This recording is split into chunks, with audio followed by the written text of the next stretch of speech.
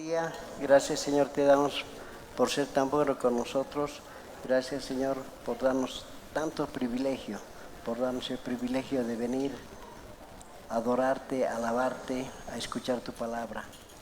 Gracias, Señor, no me canso de decirte, de agradecerte, Señor, por la bondad que tienes, por permitirme que pueda llevar tu voz a mis hermanos.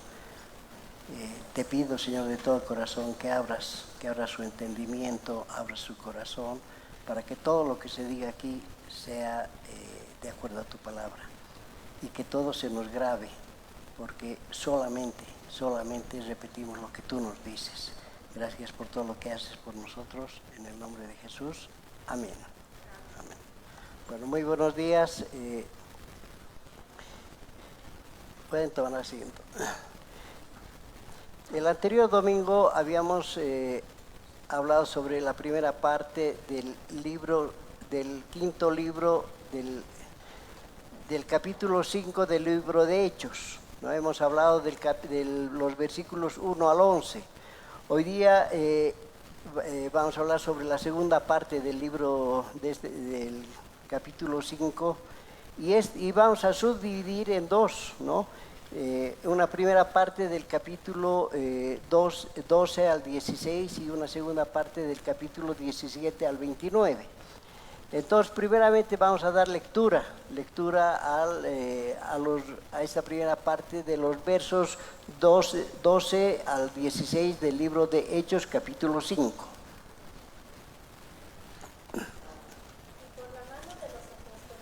Se hacían muchas señales y prodigios en el pueblo, y estaban todos unánimes en el pórtico de Salomón. De los demás, ninguno se atrevía a juntarse con ellos, mas el pueblo los alababa grandemente. Y los que creían en el Señor aumentaban más, gran número así de hombres como de mujeres, tanto que sacaban los enfermos a las calles y los ponían en camas y lechos, para que al pasar Pedro, a lo menos su sombra cayese sobre alguno de ellos.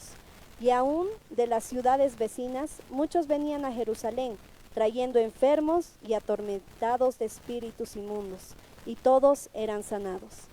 Bueno, analizaremos lo que dicen estos versos. Son bien importantes. Dice que por la mano de los apóstoles Dios hacía varias señales y milagros. Pero en sí, ¿qué son señales y milagros? Son eventos sobrenaturales, son eventos que no se dan cotidianamente. Son eventos que en ese entonces pero eran pues parte de la vida del pueblo de Dios, ¿no? Nos habla que habían tantas señales y prodigios porque había una iglesia que tenía un propósito. ¿Y cuál era el propósito de esta iglesia? ¿Cuál era el propósito de la iglesia? Que obviamente tiene que ser el mismo propósito de la iglesia del pasado, la iglesia antigua, la iglesia primitiva y esta iglesia, porque seguimos los mismos caminos, ¿no? El propósito era predicar la palabra de Jesús. Ese era el propósito principal, ¿no? Hay otros propósitos posteriores, hay iglesias que se dedican exclusivamente a otras cosas, a servir a la comunidad, a hacer reuniones sociales, a hacer grupos, pero el propósito principal de la iglesia de ese entonces y de nuestra iglesia debía ser ese, ¿no? De llevar la palabra de Dios, llevar el evangelio, transmitir el evangelio que Jesús ha dado a los apóstoles y nos ha dejado a través de su palabra. ¿Y cuál es ese evangelio? ¿No? Jesús nos ha dejado en la Biblia cuál es el propósito de toda iglesia, y es lo que se llama la Gran Comisión. Creo que todos han escuchado, ¿no?, sobre la Gran Comisión, qué es lo que Jesús ha dicho, ¿no? Y leeremos, pero ¿qué dice la Gran Comisión por si acaso? En Marcos 16:15. Y les dijo: id por todo el mundo y predicad el evangelio a toda criatura. Esa es la Gran Comisión, ir por todo el mundo y predicar el evangelio a toda criatura. O sea, no es nada complicado, no es nada difícil, pero para ir a predicar el Evangelio, primero tenemos que evangelizarnos nosotros, tenemos que conocer. No se trata de ir por ir, o ir y hablar cualquier cosa, ¿no? Y hay principios, ¿no? Y en forma específica Jesús les ha dejado a los apóstoles una instrucción complementaria a la Gran Comisión, que está en Hechos 1:8. Pero recibiréis poder cuando haya venido sobre vosotros el Espíritu Santo, y me seréis testigos en Jerusalén, en toda Judea, en Samaria y hasta lo último de la tierra.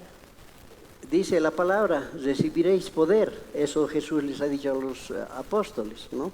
Y prediquen primero, ¿dónde les ha dicho? En Jerusalén, en Judea, en Samaria y en todo el mundo, ¿no? Y eso es lo que les está diciendo a los apóstoles, también nos dice ahora. Vayan y prediquen, primero Jerusalén. Para nosotros que Jerusalén era la ciudad donde vivían los apóstoles. Para nosotros, ¿qué sería Jerusalén? Jerusalén sería nuestro hogar, nuestra casa, nuestros allegados, familiares, amigos, vecinos. Primero predicaremos ahí. Después vamos a Judea. Judea era la provincia. Judea para nosotros, ¿qué sería? Podría ser nuestro barrio, nuestra ciudad, ¿no? Después ir a Samaria, más allá, ¿no? Irnos a Samaria, irnos hacia, aquí en este caso, salir de la ciudad de La Paz, irnos tal vez a El Alto o a otros lugares, ¿no? Y después dice a todo el mundo, ¿no? A todo el mundo. Pero si no hay evangelismo dentro de nuestros hogares, dentro de nuestras casas, difícil va a ser que podamos extender el Evangelio. O sea, el Evangelio es práctica, el Evangelio es praxis, no es únicamente teoría, ¿no? Hay una parte que es en el libro de Santiago, que mi esposa siempre repite toda oración, que dice que se le pide a Dios que nos haga hacedores de su palabra, no solamente simples oidores o lectores de la palabra. Y muchos de nosotros somos simples lectores u oidores de la palabra. De hacedores tenemos la P, no sé, o cualquier cosa, nada prácticamente, porque nos gusta muchas veces hablar, a veces conocemos, pero la cosa es hacer. Lo que decíamos el anterior domingo, que una cosa es creer en Dios y otra cosa es creerle a Dios. Y nosotros lo que debíamos hacer es creerle a Dios. Creerle. ¿Y cómo le vamos a creer? Haciendo lo que Él nos ha dicho que hagamos. ¿Y dónde está lo que nos ha dicho que hagamos? Está en su palabra, está en la Biblia, ¿no? Y uno de los problemas de los cristianos, en general, de todos los cristianos, es que muy poco conocemos de su palabra. Hay un versículo si no me equivoco, está en Oseas 4:6, que es un verso bien triste, pero es una gran verdad, que Jesús ha dicho, por falta de conocimiento ha perecido mi pueblo. En otras versiones dice, por ignorancia ha perecido mi pueblo. Y lamentablemente hay mucha ignorancia en el pueblo de Dios, ¿no? Se decía que la palabra de Dios no es para leerla, no es como un amuleto, no es para dormir, no es para... es bonita, no es para eso. La palabra de Dios es para escudriñarla, es para investigarla, para estudiarla, para conocerla. La única manera que vamos a poder conocer a Jesús, la única manera que vamos a conocer lo que Él quiere que hagamos es estudiando, investigando su palabra, porque si no vamos a estar en las mismas, Entonces es bien importante, ¿no? Y la Biblia, lo que hemos leído al comienzo, decía que Dios ha elegido a los apóstoles para que ellos hagan milagros, prodigios. Y muchos nos podemos preguntar, ¿y por qué ha escogido? ¿Y por qué esa vez, hace 2000 años, habían tantos milagros, prodigios, sanaciones y un montón de cosas? ¿Y por qué ahora no hay? Somos tan diferentes nosotros a los apóstoles y a los cristianos de ese entonces, ¿no? No nos olvidemos que en ese entonces, dentro de la iglesia también había problemas. Y estamos hablando de la primera iglesia cristiana, que todavía no era cristiana, no había la palabra cristiana. Dentro de esa iglesia habían problemas. Hemos visto el anterior domingo.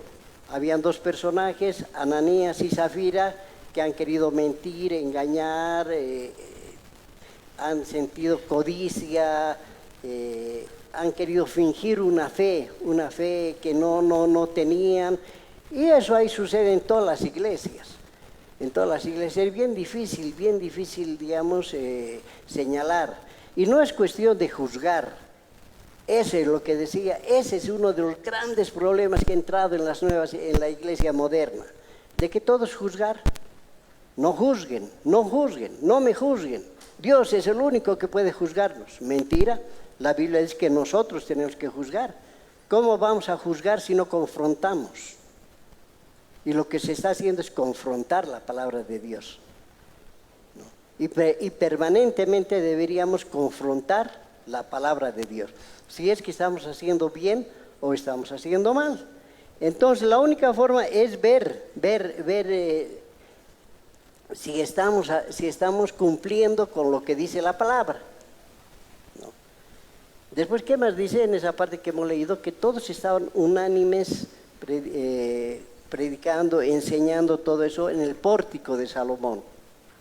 El pórtico de Salomón. El pórtico de Salomón quedaba, por si acaso, esto entre paréntesis, ¿no?, para conocimiento únicamente, quedaba en el templo que ha sido destruido. El área del templo es un área muy grande. Todavía quedan vestigios del área del templo. Son 14 hectáreas más o menos. 14 hectáreas serían aproximadamente 140,000 metros cuadrados, un área grande. Y había una parte, han debido ver en alguna figura, tal vez del templo, de lo que era el templo, que hay una parte llena de columnas, se llama columnata. Y en esa columnata es donde se reunían los apóstoles para enseñar la palabra de Jesús. En esa parte era donde siempre permanecían. Hemos dicho que en ese entonces todavía las iglesias cristianas se reunían en casas, las iglesias en hogares. De ahí vienen las iglesias en hogares. No había construcciones de templos, no había. Eso ha sucedido a partir del siglo IV, cuando Constantino ha implantado la religión, más que todo católica, en el Imperio Romano. Entonces ahí ha sido donde han empezado a reunirse en templos construidos por manos de hombres. Ahí ha sido, ¿no? Y eso, claro que es un tema aparte, ¿no?, pero para conocimiento. Nunca los cristianos se han reunido, los cristianos primitivos, los primeros cristianos se han reunido en templos, ¿no? Constantino ha sido el que ha cambiado, ¿no? El templo de Venus ahora y se va a llamar templo de la Virgen de Fátima, el templo de Hércules ahora se va a llamar el templo de San Bartolomé, y así ha empezado la confusión. Y nosotros, siempre seguidores, y muchas veces seguimos sin saber, o seguimos a sabiendas, porque nos gusta. Y hemos dicho que aquí no es cuestión de gustos, sino es cuestión de lo que Dios diga. Siempre seguimos esas costumbres, tradiciones, sean buenas, sean malas, sin averiguar, la cosa es seguir, ¿no? ¿Por qué? Para caer bien al mundo, ¿no? ¿Para qué nos vamos a llevar mal con el mundo, ¿no? Y hemos visto que el príncipe de este mundo, eso ha dicho Jesús, es el diablo, y el diablo no nos va a dar nada bueno. Entonces caigámosles mal al mundo, ¿qué nos importa? ¿No? Pero muchos vivimos con un pie en el cristianismo y otro pie en Dios, ¿no? Entonces nos falla Dios, nos vamos al mundo. Y la palabra dice, el que es amigo del mundo es mi enemigo, dice Dios. Y nosotros estamos con el mundo, generalmente, no todos, pero la gran mayoría sí. Y ya no estoy hablando de la gente del mundo, estoy hablando de la gente de las iglesias. Seguimos celebrando, como hemos hablado anteriormente, seguimos haciendo un montón de cosas que el diablo está chocho, está cumpliendo su labor, y está cumpliendo buena labor, engañando. El engaño ha entrado a las iglesias. Si ha entrado en la iglesia primitiva a través de Ananías y Zafira, ¿cómo no va a entrar a través de nosotros? Pero lo que decíamos, ¿por qué ellos podían hacer cosas y nosotros no podemos? Somos tan diferentes. Hasta donde yo sé, Pedro tenía 2 ojos, tenía una boca, no tenía 3 piernas, era normal, igual que nosotros. Muchos dirán, pero tenía pues el Espíritu Santo, y nosotros no tenemos al Espíritu Santo. Supuestamente tenemos al Espíritu Santo. Entonces, ¿por qué no se obran en la actualidad lo que se obraba en el pasado? ¿Por qué no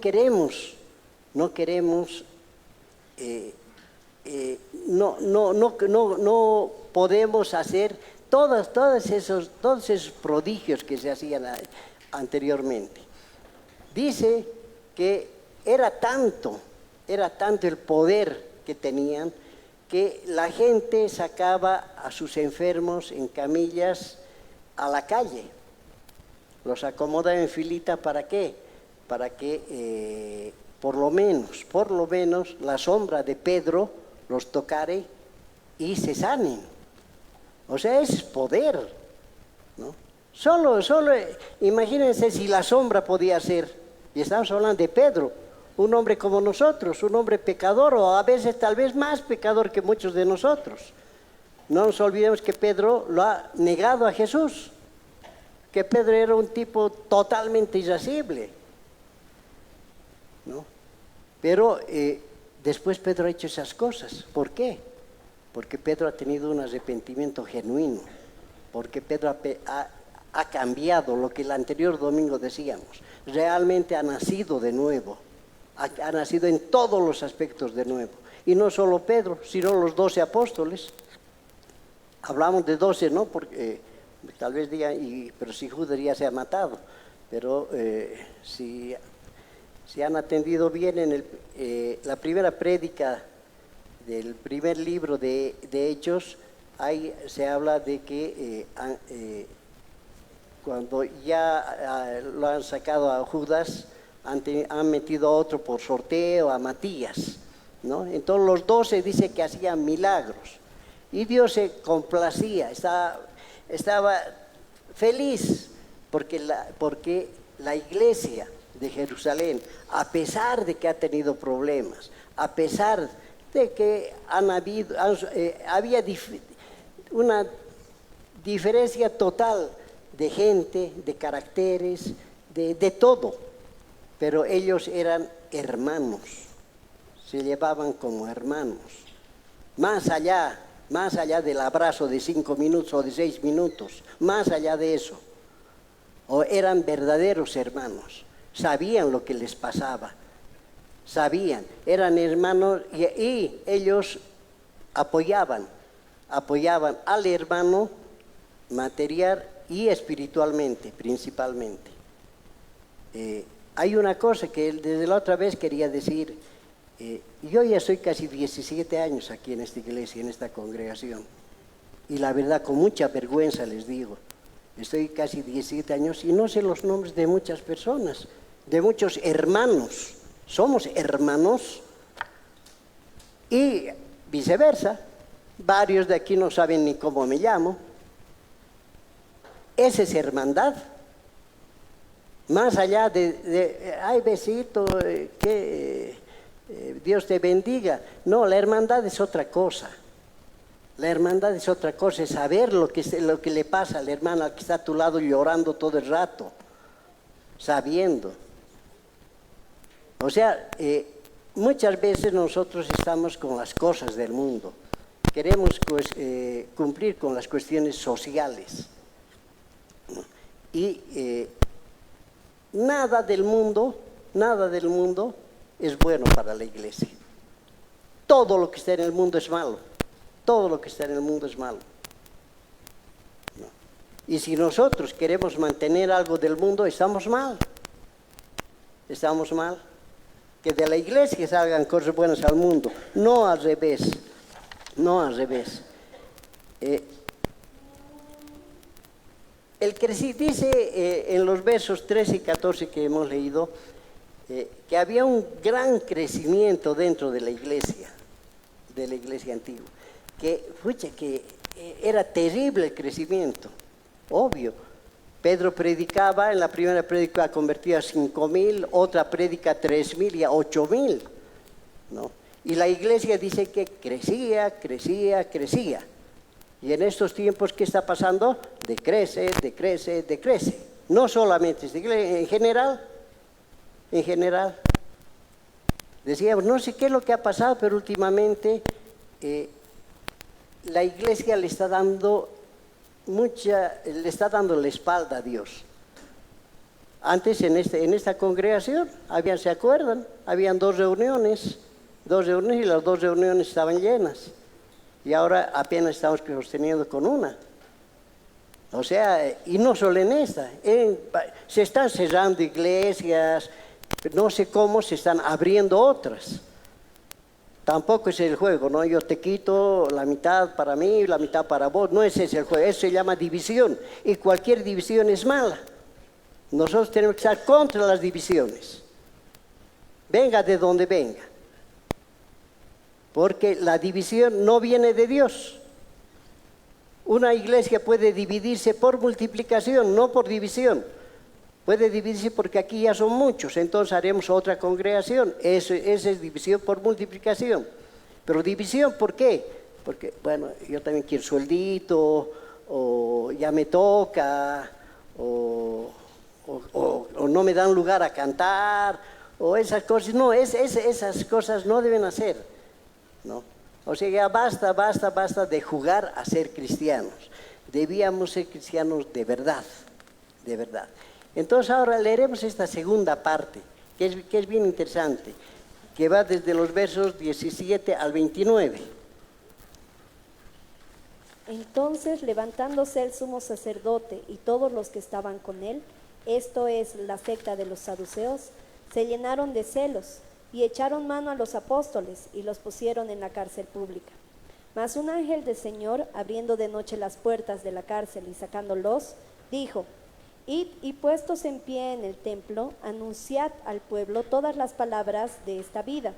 Habiendo oído esto, entraron de mañana en el templo y enseñaban. Entre tanto, vinieron el sumo sacerdote y los que estaban con él, y convocaron al concilio y a todos los ancianos de los hijos de Israel, y enviaron a la cárcel para que fuesen traídos. Pero cuando llegaron los alguaciles, no hallaron en la cárcel. Entonces volvieron y dieron aviso, diciendo: Por cierto, la cárcel hemos hallado cerrada, con toda seguridad, y los guardas afuera de pie ante las puertas. Mas cuando abrimos, a nadie hallamos dentro.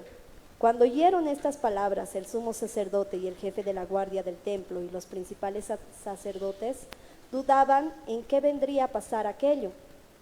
Pero viniendo uno les dio esta noticia: He aquí, los varones que pusiste en la cárcel están en el templo y enseñan al pueblo. Entonces fue el jefe de la guardia con los alguaciles y los trajo sin violencia, porque temían ser apedreados por el pueblo. Cuando los trajeron, los presentaron en el concilio, y el sumo sacerdote les preguntó diciendo: ¿No os mandamos estrictamente que no enseñéis en ese nombre? Y ahora habéis llenado a Jerusalén de vuestra doctrina, y queréis echar sobre nosotros la sangre de ese hombre. Respondiendo Pedro y los apóstoles dijeron: Es necesario obedecer a Dios antes que a los hombres. Bueno, como hemos podido escuchar, ante el crecimiento de la iglesia de Jerusalén, dice que ha habido celos de parte del sumo sacerdote y los que estaban con él. ¿Quiénes eran los que estaban con él? Eran los saduceos. Los saduceos eran una secta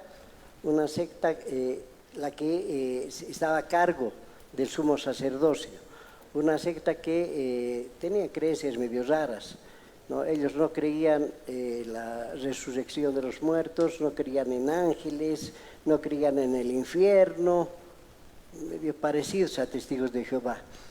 No, pero era una secta rara, pero eran los capos en la parte religiosa del pueblo judío, ¿no? Entonces, el sumo sacerdote ordena que los apresen a los apóstoles, porque estaban molestando mucho. Estaban convenciendo a un montón de gente, estaban llenando la ciudad de Jerusalén de cristianos, y eso no se podía permitir. Entonces dice que los apresan a los 12 que estaban predicando en el pórtico de Salomón tranquilos, van y los apresan y los llevan a la cárcel, y son encerrados, ¿no? Y que dice que el sumo sacerdote primero se llena de celos porque la iglesia de Jesús estaba creciendo harto, estaba creciendo mucho. Y seguro han ido esos celos de que por qué ellos crecen y nosotros no crecemos. Y además nos están quitando gente, ¿no? Y dentro de las iglesias modernas hay mucho celo de unos a otros, celo en el servicio, celo en varias cosas, ¿no? Y hemos dicho que la envidia, no hay envidia santa, celo santo tampoco hay. La envidia, los celos son malos y punto. No podemos cuestionar lo que Dios nos dice. Entonces, una vez que estaban presos, la Biblia nos dice que en la noche un ángel de Dios va a la cárcel y los saca a los 12, pero los saca de una manera sobrenatural, ¿no? Los saca a los 12, ¿por qué digo manera sobrenatural? Porque los candados seguían en sus lugares, las puertas estaban cerradas, los guardias estaban parados haciendo guardia, y nadie se da cuenta que ya no estaban los 12, ¿no? Entonces el ángel les da una orden y les dice: los estoy sacando de aquí, pero mañana tempranito me van otra vez al templo a seguir predicando, a seguir enseñando sobre Dios. Lo primero que nosotros hubiéramos hecho, no sé ustedes, yo al menos, si me sacan de la cárcel de esa manera, lo primero me voy por el desaguadero para ir, ahí no hay, o sea, obvio, porque no me voy a quedar. Si me quedo me van a volver a apresar. Eso es lo que pensamos como humanos. Pero Dios no piensa así, ¿no? Es lo que muchos tenemos que tener en cuenta, que los pensamientos de Dios no son nuestros pensamientos. Dios piensa totalmente diferente a nosotros. Y Él nos dice: mis pensamientos no son sus pensamientos, ¿no? Y eso hasta debería ser algo que por inteligencia humana deberíamos saber, ¿no? Estamos hablando de un Dios grande, del creador del cielo y de la tierra, de todo el universo. ¿Y nosotros qué somos? Somos unas miniaturas. Él es todo esto, nosotros somos un puntito. Y todavía nosotros nos damos el lujo de cuestionarlo, de no creerle, de decirle: no, esto no me parece, no. Al menos yo me chocaba con varios que no, esa parte de la Biblia yo no estoy de acuerdo. ¿Y a Dios qué le importa pues si uno está de acuerdo o no está de acuerdo? O sea, la Biblia es para cumplir y nada más. No es para analizar si está bien, si va con este tiempo, si no va bien con este tiempo, ¿no? Una característica grande de Dios es que Él es inmutable. Dios no cambia. Dios sigue siendo el mismo ayer, hoy y siempre. En el libro de Hebreos se dice: Jesucristo es el mismo ayer, hoy y por los siglos. Entonces Dios no cambia. Dios no crece ni decrece. No conoce más, no aprende más, ni sabe menos. Dios es el mismo. El mismo Dios que ha ordenado al ángel que vaya a sacarlos, a los 12 apóstoles, de forma milagrosa, es el Dios que está con nosotros. Es el mismo. No es más macho o antes era mejor, ahora no es tanto. El mismo Dios que ha abierto el mar rojo es el que está con nosotros. El mismo Jesús que ha muerto por nosotros en una cruz es el que estamos predicando ahorita. Es el mismo. Y su amor es el mismo. Su amor no ha cambiado nada, es inalterable. Los que cambiamos somos nosotros. Somos nosotros. Entonces, aprovecharemos esa inmutabilidad de Dios. Aprovecharemos que Él no cambia. Nosotros podemos un día despertarnos de mal humor, venimos y podemos pelear a alguien por el asiento, por cualquier cosa. Pero Dios no cambia. Dios no cambia nunca. Y es lo lindo de Dios. Entonces el ángel les dice, van a ir a predicar nuevamente al templo. Al día siguiente, seguro el sumo sacerdote y sus saduceos de que los apóstoles estaban presos, dice que los manda, convoca al concilio y manda el concilio a que los lleven ante su presencia a los apóstoles que supuestamente estaban presos. ¿Qué es el concilio? Eso ya deberíamos saber. El concilio es nada más ni nada menos que el Sanedrín. El Sanedrín, hasta en películas hemos visto. Y si alguien no sabía, si alguien no quiere leer la Biblia, aunque sea vea una película pues de esas, ahí habla de Sanedrín harto. Y el Sanedrín, por si acaso, estaba compuesto por 70 personas, por 70 miembros, entre saduceos y fariseos, ¿no? Dentro del Sanedrín y más el sumo sacerdote, o sea, el Sanedrín era compuesto por 71 personas. Y dentro del Sanedrín de ese entonces seguramente estaba José de Arimatea, porque nos dice que era un fariseo que tenía poder. Seguro estaba Nicodemo, el que ha conversado con Jesús, que tienes que nacer de nuevo, le ha dicho. Seguramente estaba Saulo de Tarso, todavía no se llamaba Pablo. Seguramente estaba ahí. Seguramente el sumo sacerdote era Caifás, porque Caifás ha muerto en el año 70, y esto ha sucedido mucho antes del año 70, ¿no? Caifás ha sido el sumo sacerdote que lo ha juzgado a Jesús en sus inicios, ¿no? Porque el anterior sumo sacerdote era Anás, el suegro de Caifás. Entonces seguro era Caifás el sumo sacerdote. Entonces ya era una estructura desde tiempos no del Antiguo Testamento, sino desde los tiempos del periodo intertestamentario, del periodo griego más que todo, ¿no? Entonces dice que van los alguaciles a llevarlos a los apóstoles y ven que no había nadie, y ven que todo estaba cerrado, entonces van y les informan. Y no es que se han dormido los guardias, nada, sino que los guardias estaban despiertos. Ha sido algo sobrenatural. ¿Y qué ha podido ser? Entonces seguramente alguno ha dicho, ha sido un ángel que los ha sacado. Y aquí hay una paradoja. Los saduceos no creían en ángeles. Y justo Dios manda a un ángel para que los saque a sus apóstoles. O sea, Dios le estaba mostrando a los saduceos, lo que están haciendo ustedes es malo. Lo que están haciendo ustedes de no creer en ángeles, de no creer en un montón de cosas, no es correcto. No es correcto. No.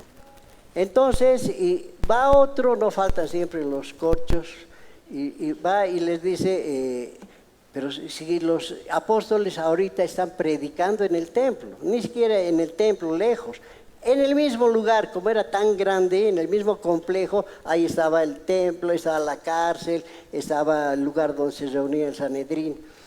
Entonces les dice, están predicando. Entonces ordena el rato el concilio del Sanedrín que vayan a apresarlos. Pero les dice, vayan a apresarlos, pero sin violencia. Sin violencia porque tenía miedo que el pueblo los apedree. ¿Por qué? Porque habían ya varios partidarios de los apóstoles. Entonces los llevan presos ante el Sanedrín, ¿no? Y empiezan a interrogarlas, ¿no?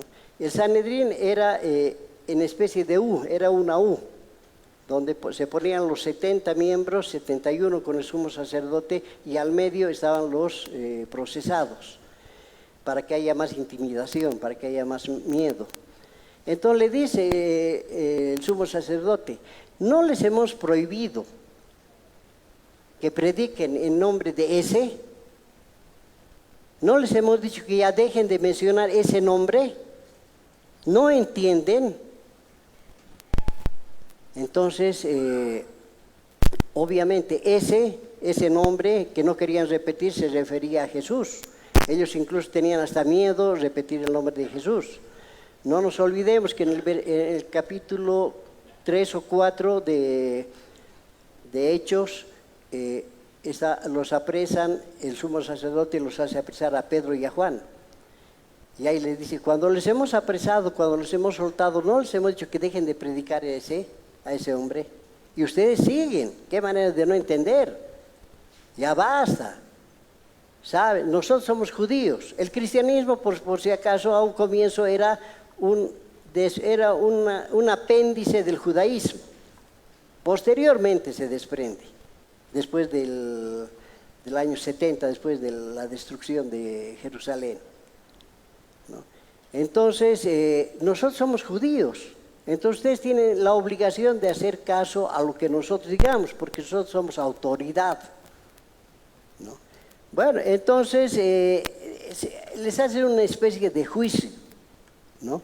Les hacen una especie de juicio y les dan un montón de pasajes de la Torá, del Antiguo Testamento, para que dejen ellos por su cuenta de a buenas, dejen de predicar el nombre de Jesús, ¿no? Entonces, llega un momento que les dicen, ¿quieren decir algo ustedes? Entonces Pedro en representación de los otros apóstoles les dice, ¿saben una cosa? Y esto es fundamental para el cristianismo de esta época, de la época pasada, de cualquier época. Pedro les dice, es necesario obedecer a Dios antes que a los hombres. ¿Y eso es lo que hacemos nosotros? ¿Obedecemos más a Dios, antes a Dios que a los hombres? Muchos de nosotros, como les decía, estamos con un pie en el mundo, otro pie en Dios, ¿no? Entonces, para no quedar mal con el mundo, hacemos lo que el mundo nos dice que hagamos. Para no quedar mal con los vecinos o con los familiares, seguimos haciendo cosas que son abominaciones ante Dios. Por ejemplo, lo que decían las famosas misas de muertos, son abominaciones, y muchos seguimos con lo mismo, ¿no? ¿Y cómo creen que está el corazón de Dios? ¿Cómo creen que se siente Dios? ¿Cómo creen que Dios dice, pero tanto les repito, y no aprenden? Lo que decíamos, seguimos con costumbres paganas, costumbres basadas en mentiras, tradiciones, invalidando totalmente el mandamiento de Dios, invalidando. Seguimos con eso, porque nos gusta, porque es bonito, pero qué malo es. Y además, muy radicales son ustedes hoy, no hay que ser tan radical. Por si acaso, el Evangelio es radical. Es radical. El que quiere ser buen cristiano tiene que ser radical. Porque Dios nos manda a eso. No podemos dar paso al pecado. Como decía el pastor Javier, nosotros no podemos dar paso al pecado, no podemos dejar nomás pasar. No, está bien, sí, no importa, ya, va a cambiar, va a cambiar. Pucha, hay gente que 50 años está, va a cambiar y nunca cambia. El cristianismo es radical y nosotros debemos ser radicales. El pecado es pecado y punto. Nosotros no podemos disminuir el pecado o darle categorías al pecado. Y nosotros somos machos para eso, machos. Siguiendo esto, muchos se habrán preguntado, pero si la misma palabra, pero dice que nosotros debemos obedecer a las autoridades. Y Pedro le está diciendo, tenemos que obedecer primero a Dios antes que a las autoridades. Y la palabra nos dice que oigamos a las autoridades, sí, tenemos que obedecer a las autoridades. En varios versículos está este mandamiento, ¿no? Pero, más bien, leeremos lo que dice en el Nuevo Testamento, ¿no? Está en Romanos 13:1 y en Efesios 6 y 7. Romanos 13:1. Sométase toda persona a las autoridades superiores, porque no hay autoridad sino de parte de Dios, y las que hay por Dios han sido establecidas. Efesios 6, 7. No sirviendo al ojo, como los que quieren agradar a los hombres, sino como siervos de Cristo, de corazón, haciendo la voluntad de Dios, sirviendo de buena voluntad, como al Señor y no a los hombres. La Biblia nos dice que nos sometamos a las autoridades. Es fundamental, es importante, pero debemos obedecer a las autoridades. O sea, ese es un mandato de Dios. La obediencia hacia las autoridades, obediencia hacia las leyes locales, las leyes del hombre, pero principalmente a las leyes de Dios. Un problema grande en las iglesias es ese, que nos importa lo que digan las autoridades, nos importa, no nos sometemos. Y es más, la Biblia nos dice que oremos por las autoridades. No dice oremos por las autoridades si son de tu partido, y si no son de tu partido, insultalas. No dice eso.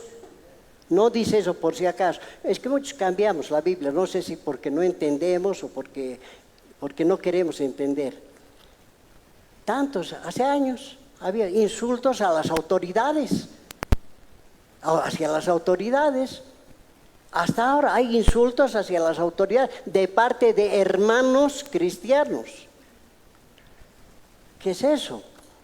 Estamos incumpliendo lo que dice la palabra. La única vez que nosotros debemos incumplir lo que dicen las autoridades es cuando van en contra de la palabra de Dios. Si hay, por decir algo, un gasolinazo, tenemos que cumplir. No podemos decir, no, yo solo voy a pagar 3.20 la gasolina, antes así costaba. No, si dice que cuesta 7, ahora tenemos que pagar 7. No. Pero si hay un decreto en contra de la ley de Dios, ahí sí que nosotros tenemos que saltar como cristianos. Ahí sí tenemos que obedecer primero a lo que dice Dios y después a lo que dice el hombre. ¿No?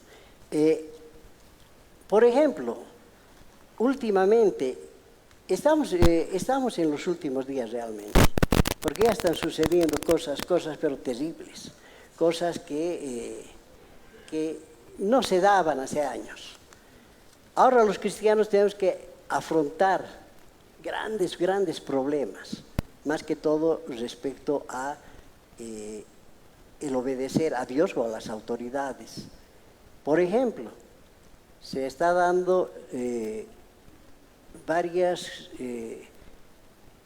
hay un movimiento grande contra grupos, a favor de grupos que de acuerdo a la Biblia están en pecado, ¿no? todo eso de género, de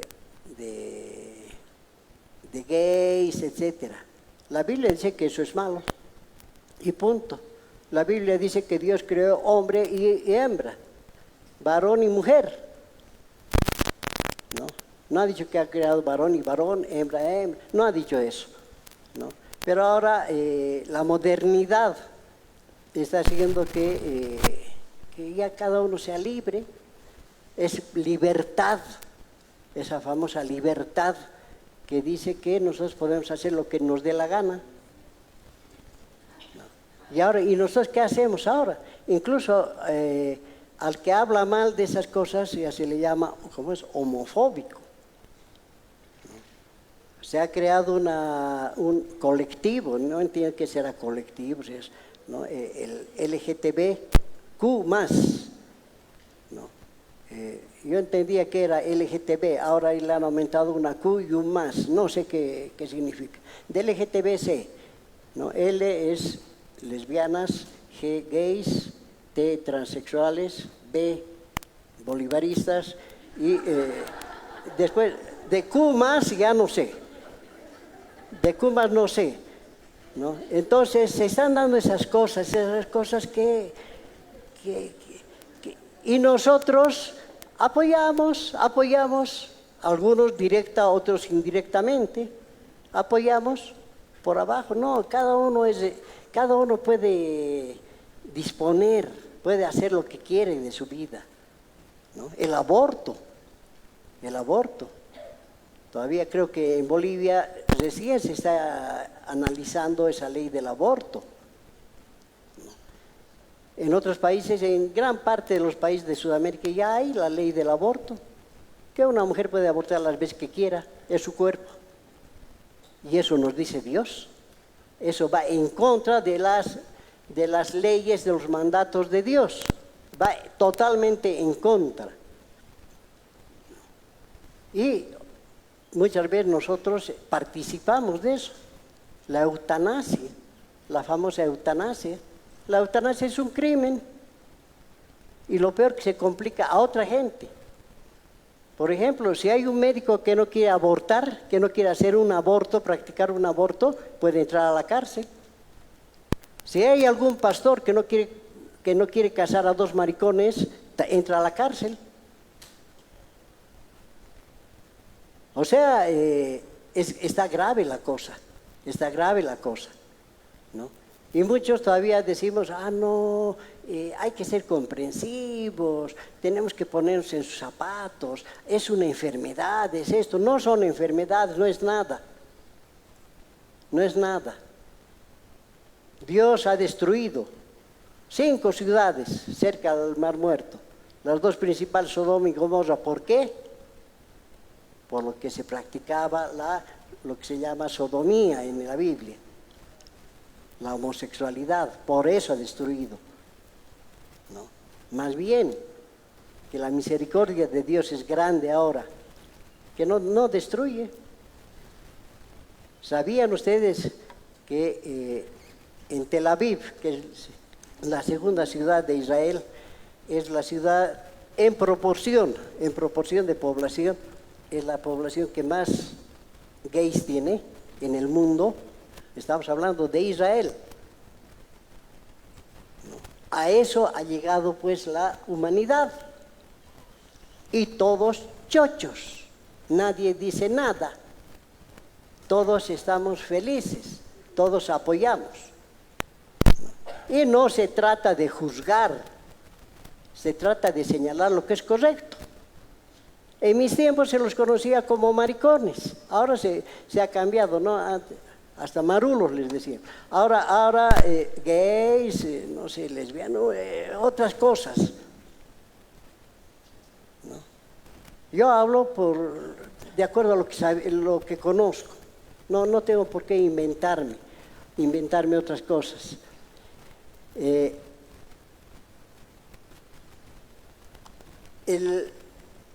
incidente que ha pasado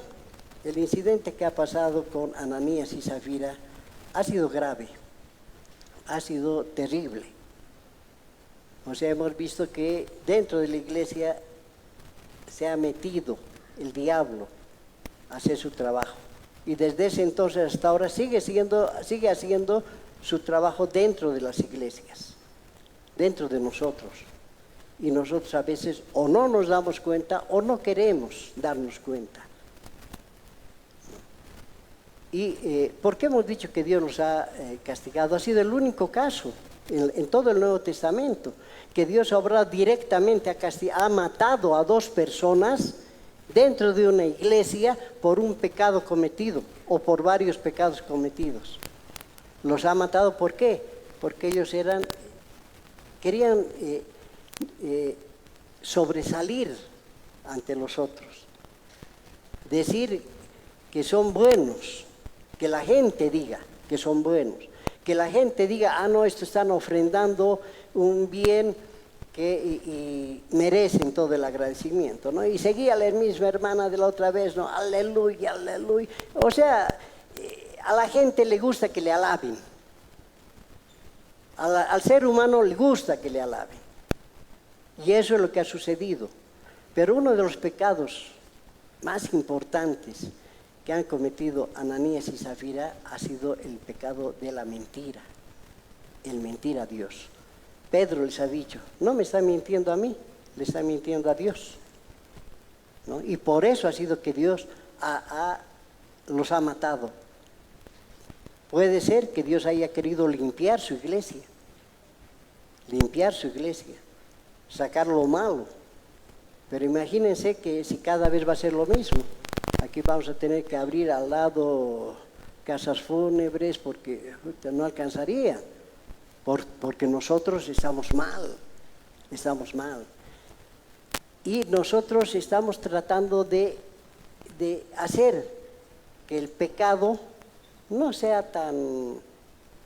no es muy grande. Hay pecados que, no sé por qué Dios toma en cuenta. Se debían cambiar. Por ejemplo, la mentira. Dios dice en su palabra, hay más de 60 versos en la Biblia que Dios dice que la mentira es mala. En Proverbios habla sobre labios mentirosos, en todos. Hay un versículo en Apocalipsis que sería interesante que leamos para saber cómo considera Dios a la mentira. Apocalipsis 21:8. Pero los cobardes e incrédulos, los abominables y homicidas, los fornicarios y hechiceros, los idólatras y todos los mentirosos tendrán su parte en el lago que arde con fuego y azufre, que es la muerte segunda. O sea, no sé si se han dado cuenta o han escuchado bien. Dios dice que los fornicarios, los idólatras, son iguales a los mentirosos. No dice más pecado es el matar. El pecado más fuerte es el matar, no dice. Dios pone en un mismo rango a los mentirosos como a los homicidas, a los mentirosos como a los adúlteros, a todos pone en el mismo rango. Entonces, ¿qué quiere decir eso? Que la mentira es grave, que la mentira es mala.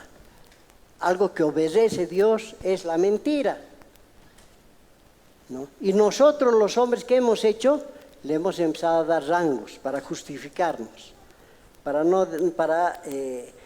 aminorar nuestro pecado.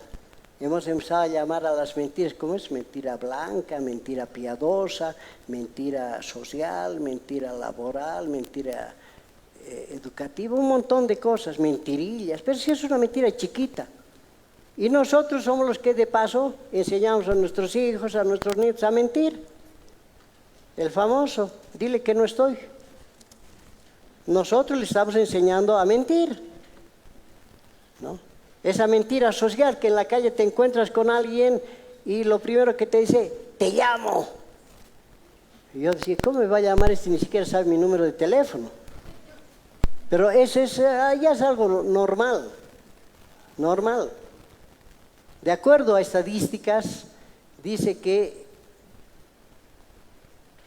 de toda la humanidad, que los hombres mienten por lo menos 1 a 2 veces al día. es algo normal.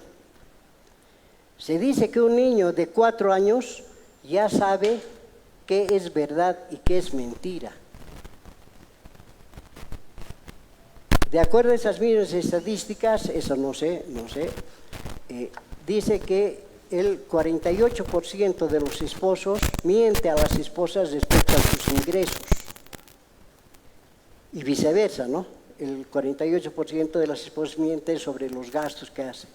O sea, toda nuestra vida es mentira, si se han dado cuenta. En todo mentimos.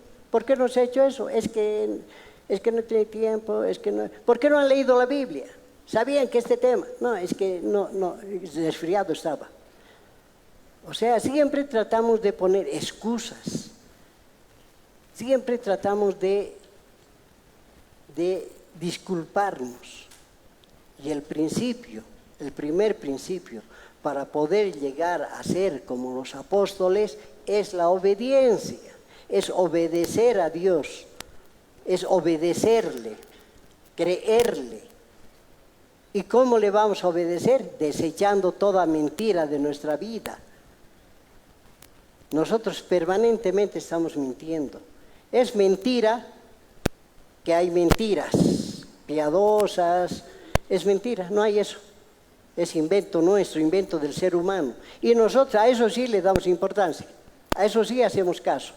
A las cosas que nos dice Dios no hacemos caso. ¿No? Entonces ya es hora de que el pueblo de Dios despierte. El pueblo de Dios empiece a despertar, empiece a hacer lo que a Dios le gusta que le hagamos. ¿No?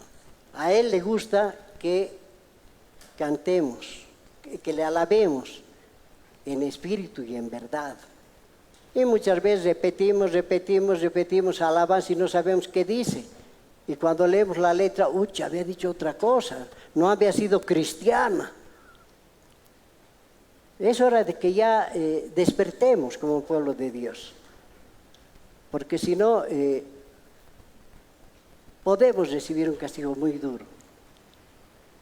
El ejemplo que ha pasado con Zafira y Ananías debía ponernos al cuidado.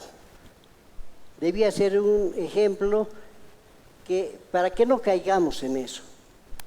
Para que no caigamos.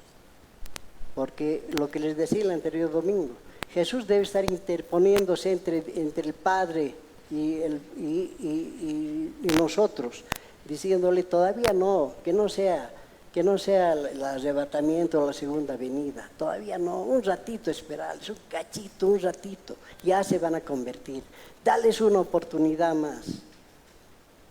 Y por misericordia de Dios no nos castiga como debería castigarnos. Por misericordia, por su gran amor hacia nosotros, todavía permanecemos. Porque no sabemos qué va a pasar mañana, no sabemos qué va a pasar hoy día. Por ahí ahorita se cae esto, todos muertos, ¿estamos preparados? O ahorita es el arrebatamiento, ¿estamos preparados? ¿Cuántos nos iríamos, cuántos nos quedaríamos? O sea, la preparación tiene que ser permanente. Todo el tiempo debemos estar preparados. Todo el tiempo debemos estar alertas, enseñando, predicando la palabra de Dios, llevando la palabra de Dios a todo lado, a Jerusalén, a Judea, a Samaria y a todo el mundo. Porque si no, difícilmente vamos a caer. Y aquí le pondremos 3 puntos suspensivos, pero aquí viene lo mejor. Esta parte sí que es la más interesante para mí, del capítulo 5. Esta parte nos puede transformar toda nuestra vida. Pero si quieren saber qué va a pasar, asistan el próximo domingo a la misma hora, que en la tercera parte vamos a hablar. Entonces ahora oraremos.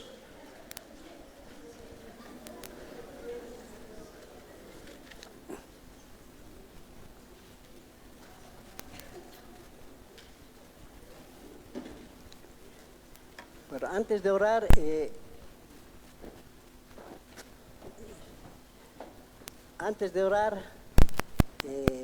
decirles que recapacitemos, pensemos un poco. Yo sé que hay varias cosas importantes en la vida, varias cosas, ¿no? Muchos tenemos problemas, muchos estamos esperando la final del Mundial, tenemos hartas cosas importantes, pero no nos olvidemos que lo más importante debería ser Dios. Y nosotros a Dios no le damos la importancia que debíamos darle, no le damos el lugar que debíamos darle. Dios en nuestra vida está en tercero, cuarto, quinto lugar. Tenemos muchas prioridades antes que las de Dios. Entonces, démosle a Dios el lugar que le corresponde. Porque si no, vamos a seguir jugando a ser cristianos. Algunos vamos a jugar mejor que otros. Y la cosa no es esa, es entregarnos. Seamos como los apóstoles en ese entonces, con poder. Que en esta iglesia se hagan cosas, que se hagan milagros, que no nos parezca raro, que oren por uno que está con gripe y lo sanemos, y ni eso podemos saber sanar una gripe. Pero los apóstoles, la gente solo esperaba que pase la sombra de Pedro para que puedan sanarse. Nosotros tenemos al mismo Espíritu Santo, al mismo Dios, tenemos al mismo Jesús en nuestro corazón. Entonces no tenemos nada que envidiarles a los apóstoles. Entonces recapacitemos y pongámonos a cuenta con Dios. Gracias, Señor, te damos por este día. Gracias, Señor, por haber hecho que tu palabra salga a luz. Gracias, Señor, por todo lo que haces por nosotros. Que tu palabra se quede en nuestro corazón, que se grabe en nuestros corazones de carne, para que podamos hacer tu palabra. Que seamos como tú quieres que seamos, no como nosotros queremos ser, sino que aquí se haga tu voluntad. Y todo lo que se haga aquí sea para honra y gloria de tu nombre. Gracias por todo lo que te damos, por todo lo que nos das, en el nombre de Jesús. Amén. Amén.